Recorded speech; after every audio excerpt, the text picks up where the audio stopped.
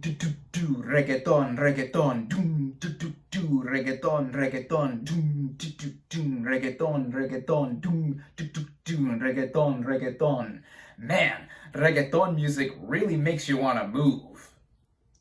What is up, everybody? Random Man here, bringing you another review during this current quarantine era. I hope everyone out there is continuing to stay safe and be well. I know for me personally, the weather has been getting really nice outside, so it's tempting not to want to go out and go any place you want to, but sadly, where I am, my state still has mostly everything closed, so I'm mainly confined to my backyard if I want to enjoy the nice 70+ degree weather, so there is that. But I did want to take some time to talk about a film that I didn't initially plan on reviewing until now, as I am here bringing you my review for Ema. Now, the plot of this drama basically follows a couple played by Mariana Di Girolamo and Gael Garcia Bernal as they deal with the aftermath of an adoption that goes awry and their household falls apart. Now, as I mentioned in the intro, I wasn't initially planning on doing a full review for this film, even though I did my usual 30-second Stardust reaction to this movie after I finished watching it. But I completely forgot to do my initial and usual 10-word reaction to this film on Facebook, as I always do whenever I see a new release, as Ema is technically a 2020 film release here in the US, as it was originally slated to be released in theaters, but given the current crisis that is going on in the world right now, it's been relegated to premiering on the streaming platform called Movie, which is where I watched this film. And this past Friday, May 1st, it was streaming for free for even non-members of Movie, so they could be free to watch it, and it was there up until midnight the next day. So apologies for those who are not able to see this thing for free unless you do have a Movie account, but that was how I was able to watch it. Even with this movie exclusively premiering digitally on that platform, I was a bit curious to see Ema, aside from my friend Simon gracefully telling me that this movie was streaming for free on that streaming service. Thank you, dude, for telling me so. I was interested in seeing this film as it was the latest from filmmaker Pablo Larraín. His previous film, and the only other movie of his that I had seen, was 2016's Jackie, which I actually blind bought on Blu-ray, mainly because it was starring Natalie Portman as the title character, Jackie Kennedy, and I loved it. Portman rightfully got an Oscar nomination for her turn here, and it also got 2 other Oscar nominations for its costume design and original score. Jackie also marked the English language debut for the filmmaker, and now for his latest effort, Ema, he has gone back to his native Chile and made this very ambitious film, which I had only seen one review for prior to watching it on Movie 2 nights ago from the great Mark Kermode, and that was enough for me to want to take a chance on this film in the first place.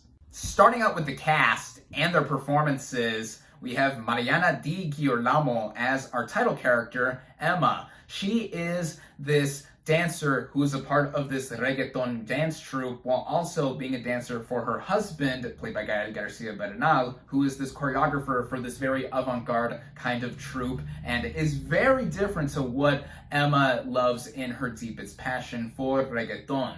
I think that Di Girolamo gives a powerhouse performance here. She's in almost every scene and really carries this movie, and you feel what is going on inside her, as what also goes into the plot is not just what I mentioned with the adoption of her and her husband taking after this kid going really wrong, but a big part of this plot also involves her wanting to get her son back despite having returned him.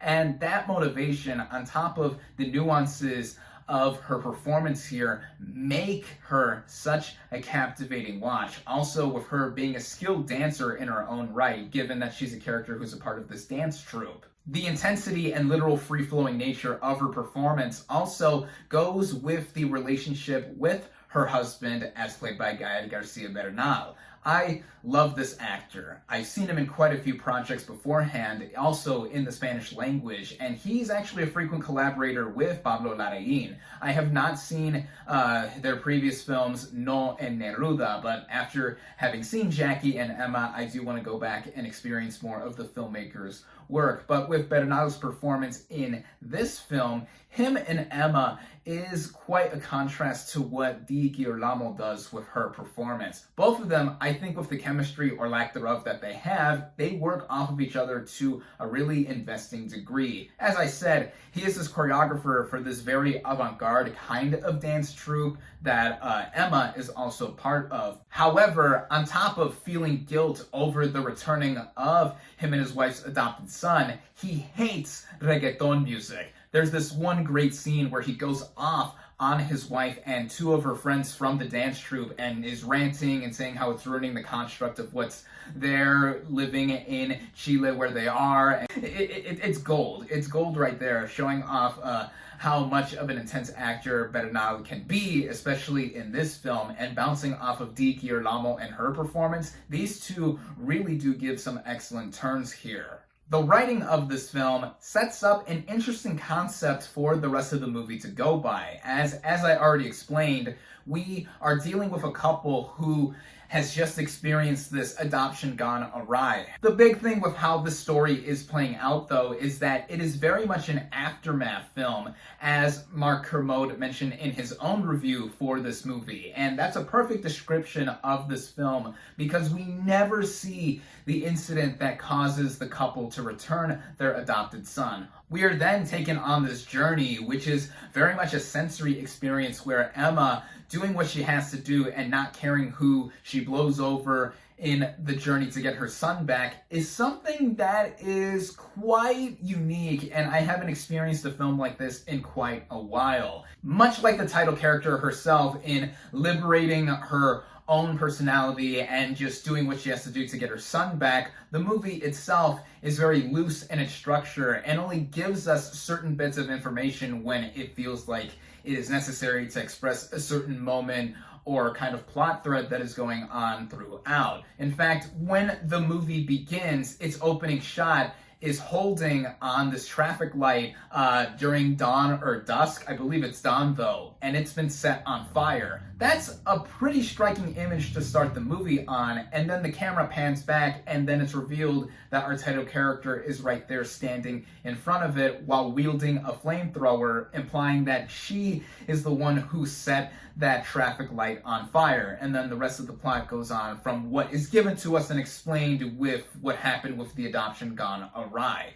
That is something that leaves a lot of ambiguity going on with the movie throughout. And I like that the movie didn't initially give us a lot of details. However, while the movie is ambiguous to a fervor, providing a lot of emotional intensity and giving us images that are truly eye-catching, it is also ambiguous to a fault, in my opinion, given how the structure of this movie is loose and it withholds a lot of information and not explaining all of the details that are needed for me to get into the narrative in the first place, though I was already into what this movie was going for in how it isn't telling us everything. But after a while, especially for how long the movie runs, I didn't feel like I was connecting with the movie fully, and it was going and swaying and more so being alluring aesthetically than it was having a lot of substance within the plot. That isn't to say that I think the movie is void of substance entirely. No, not at all. This film is certainly trying to be an artsy one, and it does have a lot of weight when it concerns the characters and what's going on here, especially since the story already sounded pretty serious from what was explained from the very beginning. But in the flow and the overall journey of how this movie is getting to where it wants to be, I was both amused by it, but also perplexed as to, what's the point of this movie really, aside from seeing this character going through this liberation, emancipation, kind of freedom, exploring journey, what have you. To further explain what I mean by that, I'll briefly go back to what was going on with the opening shot of this film in that traffic light being on fire. Throughout the film, Ema goes around with her dance troupe friends and they set stuff on fire with a flamethrower, and they do make for some really beautifully destructive imagery, but at first, that is all I was thinking was going on with those shots being created. It felt like director Pablo Larraín was just making shots that are really cool to see on screen, but didn't have that much of substance in between. That is until I thought about it a little more, even while watching the movie, as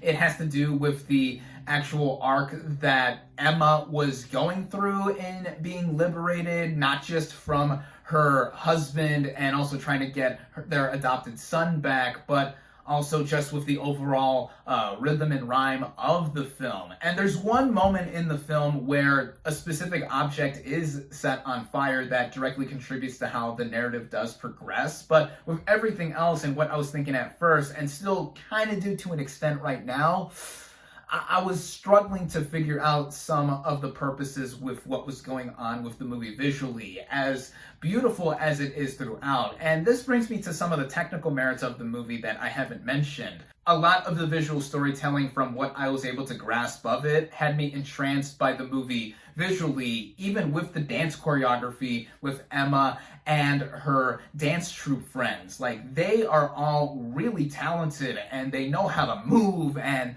that specific kind of music, reggaeton, that they're dancing to, with it also blasting in the background, it's something that I was familiar with before seeing this film. I'm of Mexican heritage, and reggaeton is popular all around Latin America. So there have been instances where I've been to parties and saw this music be played in the background and people are dancing to that kind of thing. And here, used in a cinematic context, especially with the arc of Ema, I thought it fit. Even the music that wasn't reggaeton, the original score, had me adding on to what I felt was so alluring about this movie all around, with the ambiance and atmosphere that it created, and also connecting to the emotion of the movie. There are a lot of moving parts with this movie that I have to give a lot of credit for, because it did leave me thinking all around with this film, and all the more captivated and gripped by the performances and all of the praiseworthy elements that I had with it. At the same time, though, again,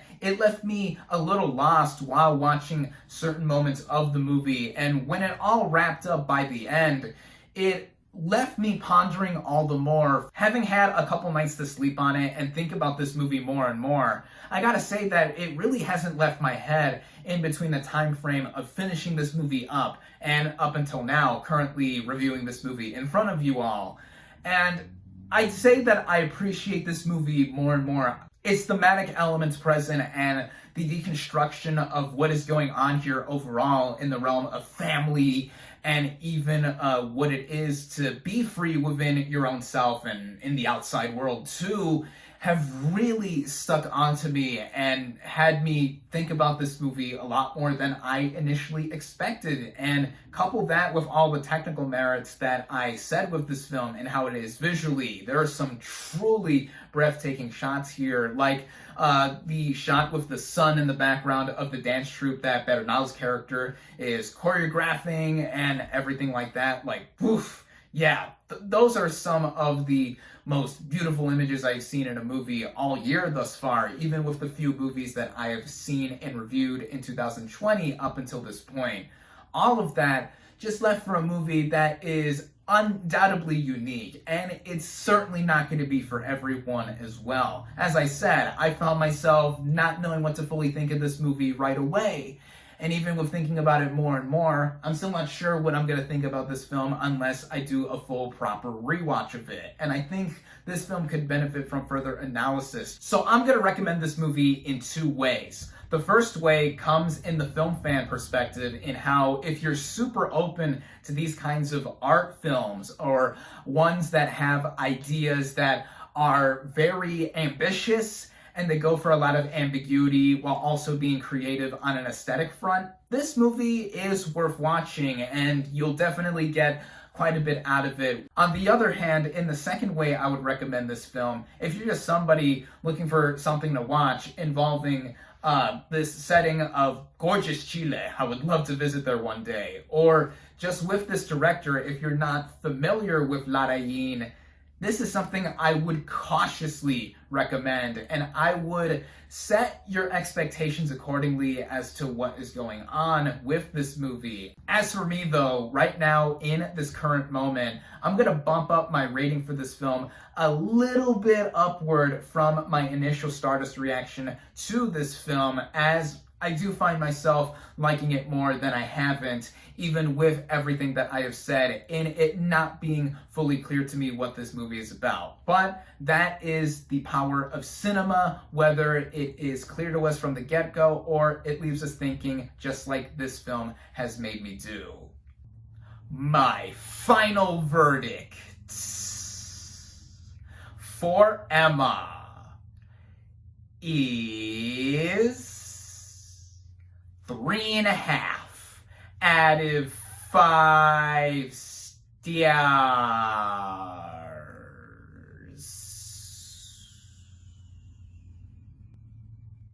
Thank you all, as always, for watching. Be sure to like this video, comment on what you thought of Ema. Social media links in the description. Subscribe to my channel for more, and I'll catch you on the next movie review.